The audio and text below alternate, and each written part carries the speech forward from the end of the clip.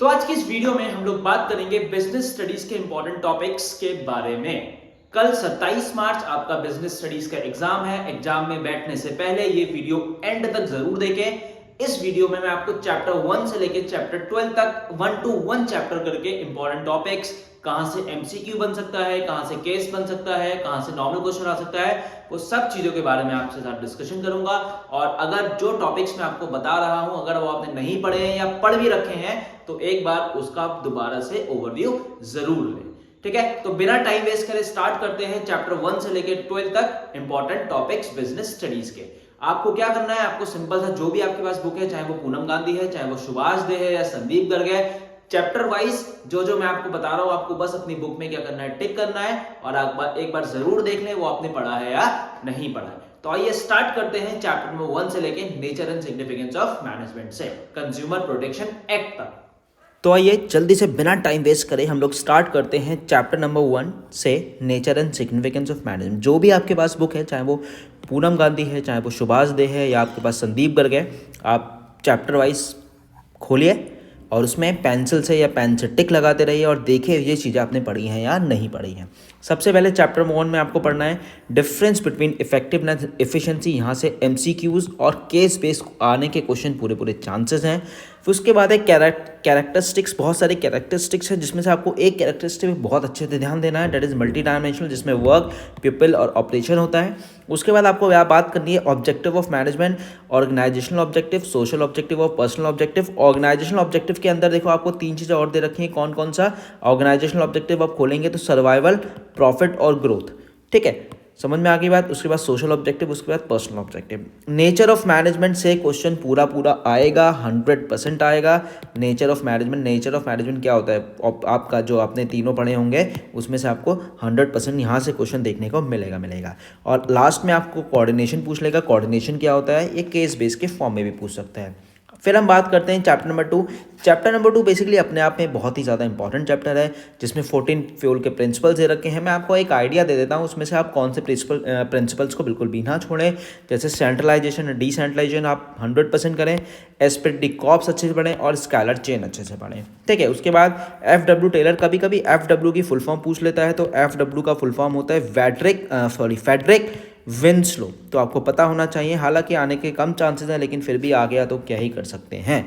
तो FW Taylor की full form, FW की फुल फॉर्म आपको पता होनी चाहिए, जिसमें साइंटिफिक के प्रिंसिपल दे रखे हैं, जैसे science not rule of thumb, harmony not discord, cooperation not individualism. ठीक है, ये आपको करना है। उसके बाद डिफरेंशियल पीस वे सिस्टम आपको दे रखा है, मेंटल रिवोल्यूशन। तो चैप्टर नंबर 2 में हालांकि सभी चीज़ें इंपॉर्टेंट है, मेरे गैसेस हैं कि यहाँ से क्वेश्चन पूरे बनने के चांसेस हैं।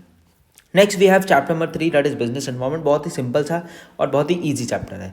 इसमें आप फीचर एंड कैरेक्टरिस्टिक आपको दे रखे हैं। फीचर एंड कैरेक्टरिस्टिक में भी आपको एक कैरेक्टरिस्टिक दे रखा है, स्पेसिफिक एंड जनरल फोर्सेज। यहाँ से मुझे पता नहीं क्यों लग रहा है ये बहुत इंपॉर्टेंट है, आ सकता है question.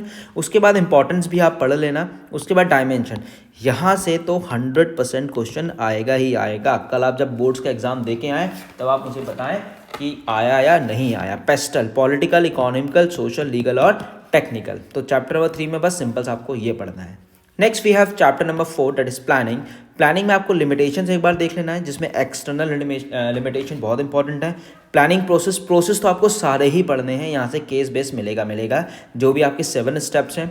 Next types of plan से क्वेश्चन आने के पूरे चांसेस हैं। Objective, policy, method, budget, programme, जो आपको 8 टाइप्स ऑफ प्लान दे रखे हैं ये आप कर लें। और उसमें एक चीज़ और पढ़ लीजिएगा, जो स्टैंडिंग प्लान का मतलब होता है और सिंगल यूज़ प्लान्स का मतलब होता है। इसमें से कौन कौन से प्लान स्टैंडिंग प्लान है और कौन कौन से यहाँ पे जो है आपके सिंगल यूज़ प्लान है, ये आप ज़रूर पढ़ें। उसके बाद फीचर्स ऑफ प्लानिंग बहुत ही सिंपल सा है, एक बार इसको आप ओवरव्यू ले लीजिएगा।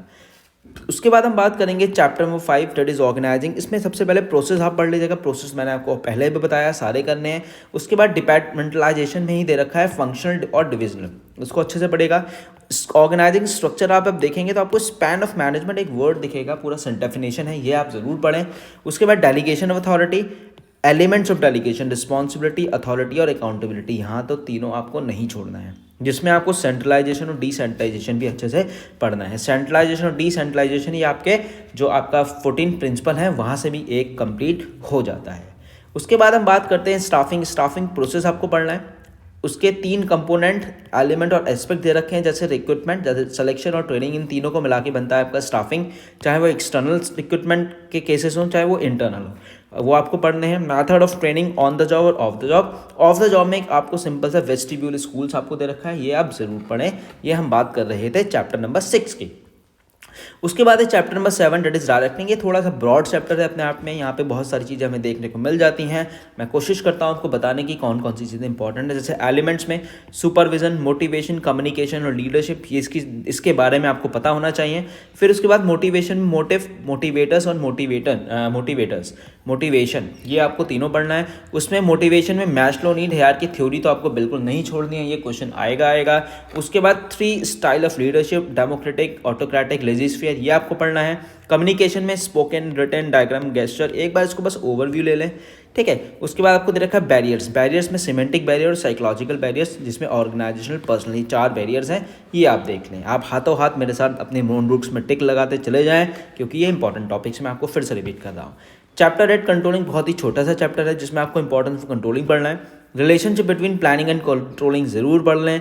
कंट्रोलिंग प्रोसेस के अंदर एक पॉइंट आपको दे रखा है क्रिटिकल पॉइंट कंट्रोल, वो आप जरूर पढ़ें। डेविएशन बहुत सिंपल सा मतलब होता है, डेविएशन का मतलब होता है किसी चीज़ का डिफरेंस। अब डिफरेंस वो पॉजिटिव भी हो सकता है, नेगेटिव भी हो सकता है, तो पॉजिटिव डेविएशन, नेगेटिव डेविएशन भी आपको एक बार अच्छे से पढ़ना है। Next chapter number 9 financial management. Financial management में यहाँ से तो क्वेश्चन रखा हुआ है, इन्वेस्टमेंट फैक्टर्स, फाइनेंसिंग फैक्टर और डिविडेंड फैक्टर, ठीक है। उसके बाद आप वर्किंग कैपिटल्स को पढ़ लें, उसकी डेफिनेशन पढ़ लें। सीजनल फैक्टर क्या होता है, स्केल ऑफ ऑपरेशंस क्या होता है, अवेलेबिलिटी ऑफ रॉ मटेरियल आप पढ़ लें। कैपिटल स्ट्रक्चर के न्यूमेरिकल्स आप जरूर कर लें। उसके फैक्टर्स जैसे रेट ऑफ रिटर्न हो गया, टैक्स रेट हो गया, ये पढ़ लें। फिक्स कैपिटल फैक्टर्स की भी आप एक बार डेफिनेशन जरूर पढ़ लें। टेक्निक्स ऑफ प्रोडक्शन पढ़ें, टेक्नोलॉजी अपग्रेडेशन पढ़ें, डाइवर्सिफिकेशन पढ़ें, ये 3-4 पॉइंट्स जो मैं आपको बता रहा हूँ ये आप ज़रूर पढ़ें, ठीक है। उसके बाद हम बात करेंगे चैप्टर नंबर 10, जिसको हम बोलते हैं फाइनेंशियल मार्केट के नाम से। यहाँ से क्वेश्चन बनता है। ये चैप्टर 2, चैप्टर 9 और चैप्टर 10 ये 15 मार्क्स का बन जाता है। तो कैपिटल मार्केट में आप प्राइमरी सेकेंडरी मार्केट पढ़ें। प्राइमरी मार्केट में EIPO पढ़ लें, electronic initial public offers. Money market के इंस्ट्रूमेंट जो आपको सारे दे रखे हैं। स्टॉक एक्सचेंज के फंक्शंस क्या हैं, डीमेटलाइजेशन और डिपॉजिटरीज में डिफरेंस क्या होता है, सेबी कब स्टैब्लिश्ड हुआ था और functions of SEBI, protective regulatory development. यहाँ से मैं फिर से रिपीट कर रहा हूँ, यहाँ से क्वेश्चन बनेगा। क्लियर है। नेक्स्ट है चैप्टर नंबर 11। भैया बहुत ही अपने आप में बड़ा चैप्टर है, इसमें हम सर क्या क्या पढ़ सकते हैं ये ज़रूर बताइए। तो चलिए इसमें स्टार्ट करते हैं। मार्केटिंग मैनेजमेंट का मतलब पढ़ना है, ये मार्केटिंग मैनेजमेंट का मीनिंग क्या होता है। इसमें फिलॉसफीज़ दे रखी हैं, प्रोडक्शन, प्रोडक्ट, सेलिंग, मार्केटिंग, यहाँ से क्वेश्चन बनता है 100%। फंक्शंस ऑफ मार्केटिंग में आपको एक स्वेट दे रखा है, स्ट्रेंथ, वीकनेस, अपॉर्चुनिटी और थ्रेट। बस इसको एक बार रीड कर लें, होता क्या है, आपके प्रोडक्ट की स्ट्रेंथ क्या है, आपके प्रोडक्ट की वीकनेस क्या है, आपके प्रोडक्ट की अपॉर्चुनिटी क्या है, आपके प्रोडक्ट के थ्रेट क्या है, डर क्या है, ठीक है। उसके बाद P4 आता है, product, price, place, promotion. P4 करके आ जाएगा तो कंफ्यूज मत होना। प्रोडक्ट में आप ब्रांड, पैकिंग और लेवलिंग पढ़ लें। प्राइस में फैक्टर्स पढ़ लें, कंज्यूमर्स डिमांड पढ़ लें, यूटिलिटी पढ़ लें। प्लेस और फिजिकल में चैनल्स ऑफ डिस्ट्रीब्यूशन पर जरूर पढ़ें, चाहे वो 0 लेवल हो, चाहे वो 1 लेवल हो, चाहे वो 3 लेवल हो, चाहे वो 2 लेवल हो। डायरेक्ट और इनडायरेक्ट जैसे हम नाम से जानते हैं। प्रमोशन में एडवर्टाइजिंग आ जाएगा। Difference between sales promotion and personal selling एक बार आप पढ़ लें। उसके बाद पर्सनल सेलिंग और पब्लिक रिलेशंस में क्या डिफरेंस होता है ये आप एक बार देख लें।